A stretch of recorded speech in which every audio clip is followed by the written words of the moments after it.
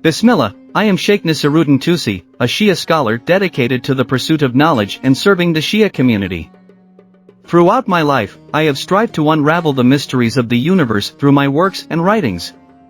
I am known for my contributions in various fields, including astronomy, philosophy, mathematics, and theology. One of my most significant works is Kitab al-Tadkira, a comprehensive compilation of Islamic teachings and principles.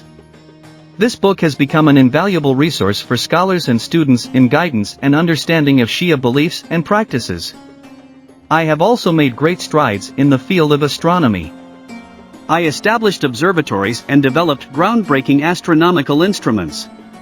Education has always been close to my heart, and I have had the privilege of mentoring numerous students who have gone on to become respected scholars themselves.